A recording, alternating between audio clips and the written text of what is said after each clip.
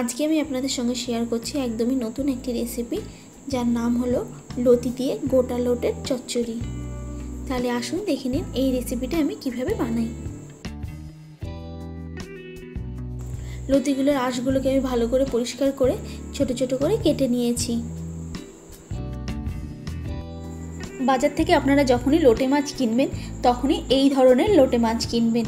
দেখবেন লোটে মাছগুলো সাদা পরিষ্কার আর পাখনার কাছে লাল লাল ভাব আছে। এই ধরনের মাছগুলো খুবই টাটকা হয়। সব সময় বাজার থেকে ফ্রেশ টাটকা দেখে লোটে মাছ কিনবেন। এই লোটে মাছগুলো দিয়ে যদি আপনারা রেসিপি তৈরি করেন তাহলে গোটা লোটে মাছ তৈরি করার সময় ভেঙে যাবে না।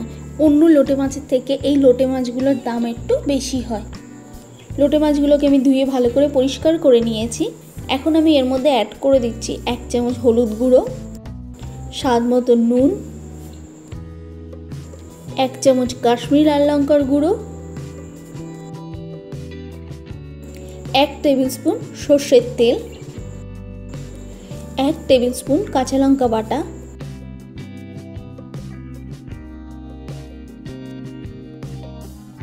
এখন আমি লোটে মাছটাকে ভালো করে মেখে নিচ্ছি। এই লোটে মাছগুলোকে আমি 15 মিনিট ম্যারিনেট করে রেখে দেব।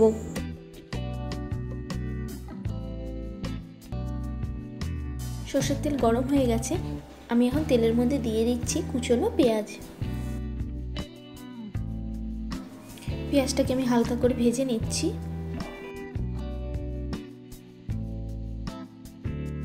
পেঁয়াজটা ভাজা হয়ে গেছে, এখন আমি লতিগুলোকে দিয়ে দিচ্ছি। লতির মধ্যে 1 টিস্পুন আমি নুন দিয়ে দিচ্ছি আর 1 টিস্পুন আমি হলুদ গুঁড়ো দিয়ে দিলাম। ভালো করে মিশিয়ে 1 মিনিটের জন্য ঢাকা দিয়ে রান্না করে নেব।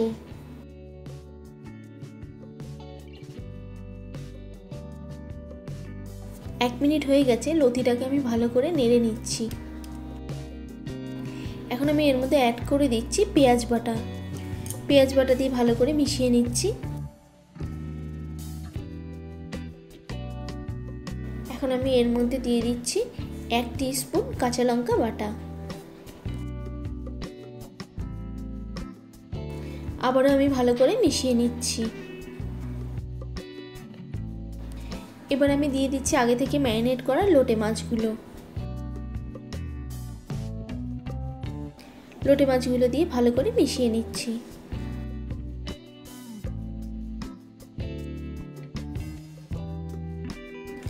ভালো করে মেশানো হয়ে গেছে, এখন আমি এর মধ্যে দিয়ে দিচ্ছি অল্প জল।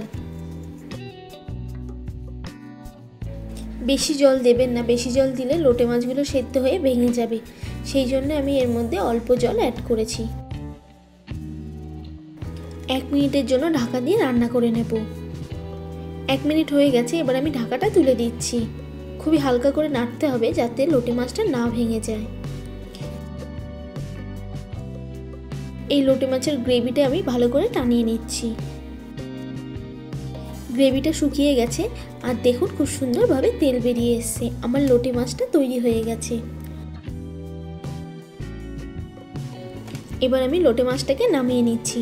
আমি যেভাবে নামানো দেখাচ্ছি ঠিক সেইভাবেই নামাবেন, না হলে লোটে মাছটা অনেক সময় ভেঙে যেতে পারে।